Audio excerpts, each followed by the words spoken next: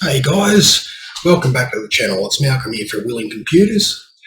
Just going to go through what's been happening over the last week, a couple of things that I've been building and doing, a bit of a change around in the office here. So let's get into it. First thing I want to talk about is a computer that I picked up off a guy. Would have been close to a week ago. I'd bought a graphics card off him, an R9 280, about a month ago, and he contacted me and said that he had a computer sitting there that he had wanted to do something with, but just didn't have the time. And he also had a spare power supply, and if I wanted, I could just go and pick them up for nothing. So I did. I went around and saw him, and it ended up being a 4th gen i5 in a deep cool case, just with the standard cooler on it, 8 gig of RAM in it. And from what I could gather, it was something, I don't know if it was given to him or it was something that he had tried to put together and it didn't work. So when I got it back home, I put it on the workbench and I started pulling it down. And when I pulled the main cover off it, I realised that there was no CPU power connected. So I started scrambling down through all the cables, couldn't find the CPU power cable. It's got a really good power supply in it. It's got a 750 watt power supply, Thermaltake Smart, I think it is, something like that. But yeah, it's a really nice power supply.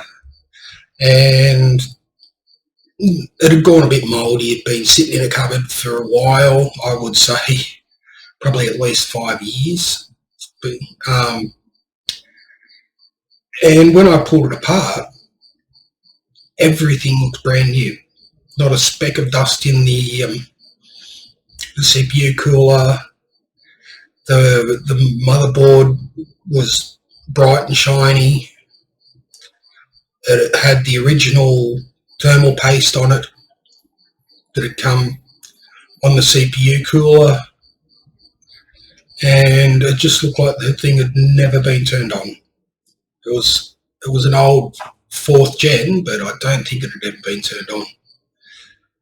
So I ended up putting it back together, plugged everything back in, actually stuck the R9 280 in it, which I think came out of it. That's where it come from when he sold it to me, and it works fine.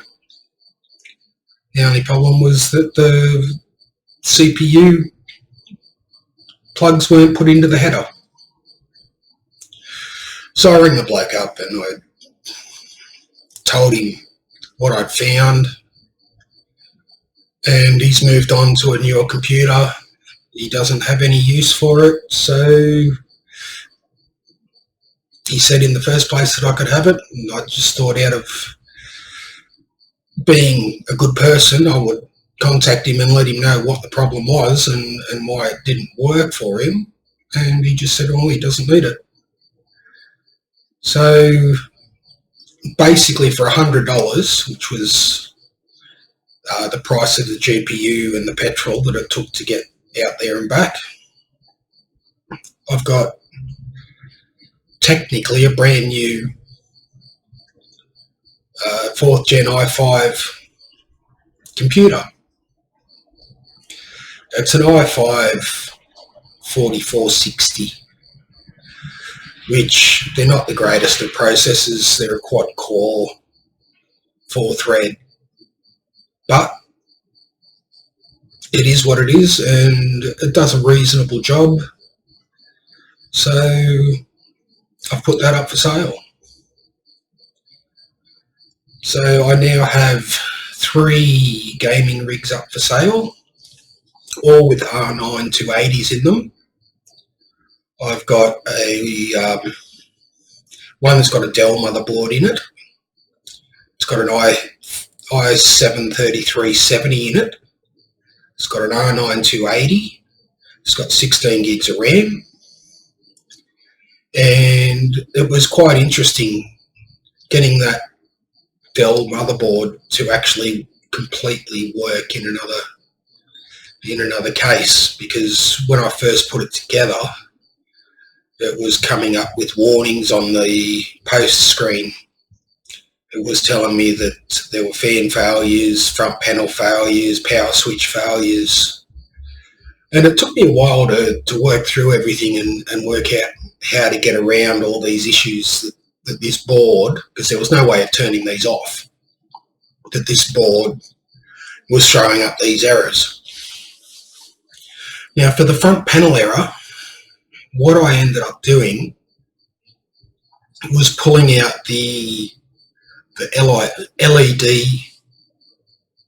section of the front panel, because it's what actually plugs into the front panel header. So I stripped that out of the old computer, and I've tucked it away on top of the power supply. So that fixed the problem with that. The issue with the power switch, now they have a separate power switch, and it has 5 power cables. So there's 2 earths and 3 powers. And at first I thought to myself, oh well, I'll strip the power switch out of the case that I'm putting it in and just swap it for the power switch from the Dell. But they're actually different sizes, so that wasn't going to work. And then what I decided to do was to cut the connection end off the power switch for the case and solder it to the 2 wires that are coming off where the pinouts say that the on-off switch goes. And when I did that, it still came up with an error. And I was just about to cut what I would say is the 5th power cable and connect it to the power on the switch, when I thought, oh well, what will happen if I just resolder the 2 wires that I cut originally, resoldered it back into the system where I'd soldered the other wires together. So I did that, and it worked. So I chucked some heat shrink over it and tidied it all up, put it together, and now there are no errors on the computer. So it was a bit of an effort to get the Dell board to work in a windowed case with all the nice pretty LEDs and stuff like that going to. But in the end, I worked it out, and next time it'll be simple.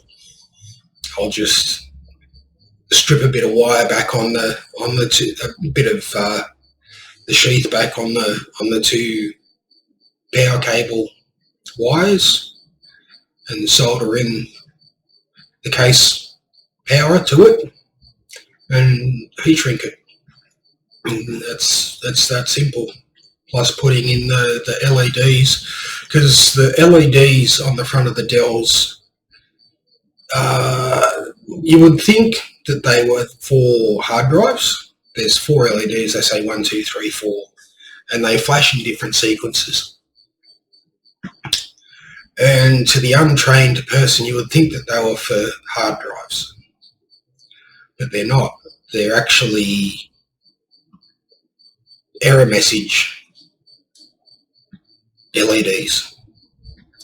And if you look at the manuals, you'll see that certain LEDs that are lit up correlate to certain errors that are happening in the system. So it actually wants that in there so that you can see what's happening with the system. So if you ring up Dell, if you're having a problem with your rented Dell machine in your business and you ring up Dell support, they can ask you when it's burning up what numbers are coming up on the front of the machine. So that had to be rectified, and the easiest way to do that was just to re-plug them all back in and hide it away down in the power supply shroud. So that was another one. And then I've still got that NZXT that you saw me building with the ZH77, I think it is, motherboard in it.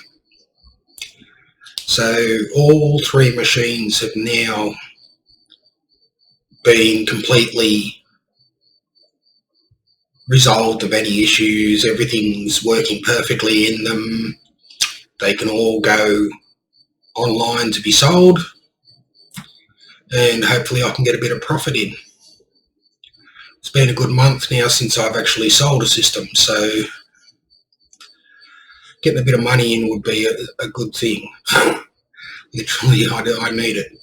So I'm hoping to get somewhere close to about $1,200–1,300 for all three of them together.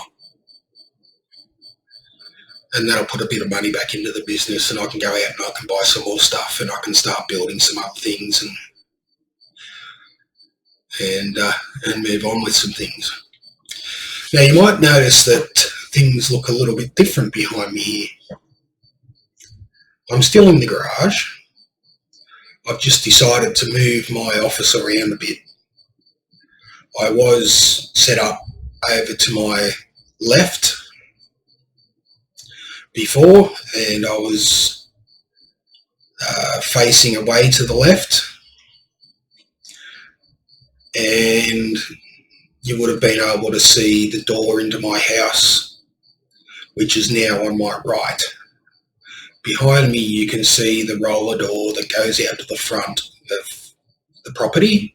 The roller door that you were seeing before on my right hand side was a drive-through to the backyard of the property. So I've moved my office around, I've tidied up quite a bit. I'm still in the process of doing it. As you can see, there's some foam packing up behind me, and you can probably see the broom handle. Yes, that's a ping pong table behind me, which I've got to move over to the other side of the garage so that we can play ping pong on it. We want to get a pool table in here, which will be sitting behind where I am now, and we'll have an office and games room, or a man cave. That's the bit I like, the man cave. Even though it's my office, it's my man cave. So, yeah, digging around in the bits and pieces while I was moving stuff around today, I found a couple of things that I'd forgotten that I'd had. There was a Dell machine that had been sitting tucked away that I'd just completely forgotten that I had. I'm not even sure what's in it. It might be a Core 2 quad or something like that, but I'll have a look at it and see what I can do with it. I've also been putting all my steel scrap together and cardboard together and all that sort of thing so that I can go and recycle it, take the scrap to the scrappy and take the cardboard for recycling.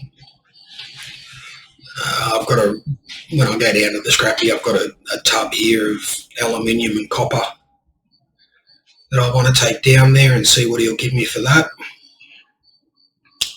I also found a few older power supplies, which a couple of them I'm going to strip, get the aluminium heat sinks out and the copper coils and all that sort of thing. and just send the steel off. I don't get anything for the steel. They don't pay you for steel. It's just the copper and aluminium. Pardon me. So that's a bit of an idea of what's been going on lately. Not a great deal. Put a few systems together. Had a good tidy up and a clean. I did get one new toy. A mouse. Now, this took a long time to get here. I ordered this probably about 2-3 months ago off a penny auction site. I got it for $10. And it's LED. Wireless. I'm not real keen on it actually. It's a bit shallow, like your hand sits on it very flat. But I guess it's worth a review.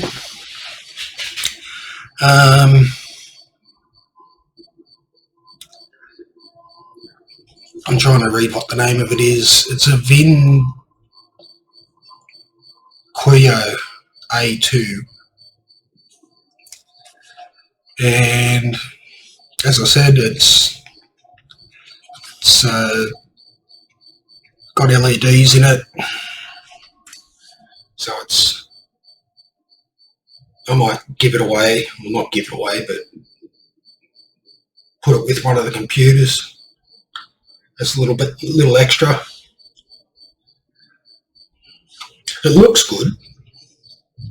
I just don't like how shallow the mouse is. Like my main mouse here, you can see the difference. Like it's a wired mouse, but it's another LED mouse, and it's got quite a sharp curve to it. And this is just a what do you call it? A laser gaming mouse. It's not a razor, it's a laser gaming mouse. I also have the keyboard that goes with it. And there's a mouse pad. And there's also a headset that goes with it, which I'm not real keen on headsets. I was going to use it when I started filming because I wasn't sure if the camera that I had bought had a microphone in it, but it does. So yeah, the headset's got red LEDs on it all over it. And it's an alright looking thing. The whole kit together, I bought it from Big W, and I think the whole kit together cost me $50 or something like that. It hasn't got any particular special switches in the keyboard or anything like that. It is what I paid for it. It's a cheap gaming set, but it looks good sitting on the desk. So that's all that really matters, I guess. It looks good. But yeah, that's what's been going on lately. And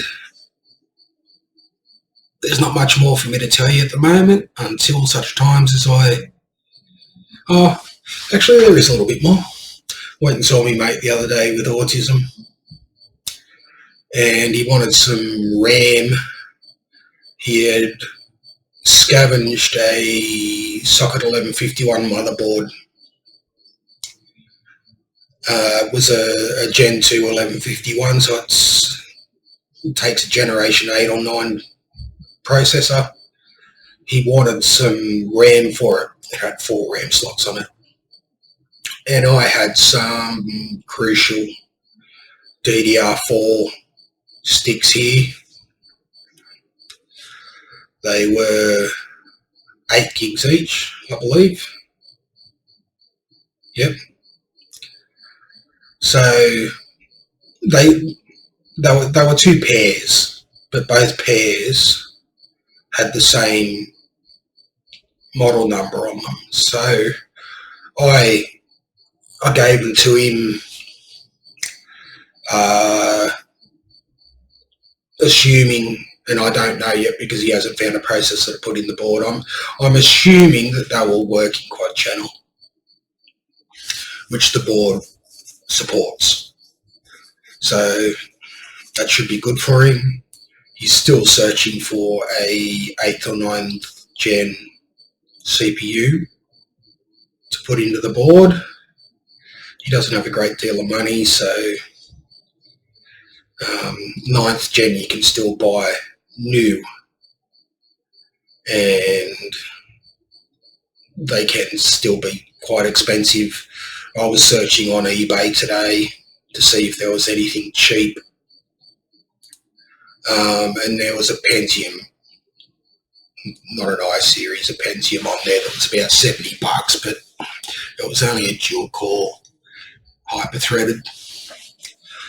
And other than that, it was about, I could get a i5 9400F, which is what I run in my machine,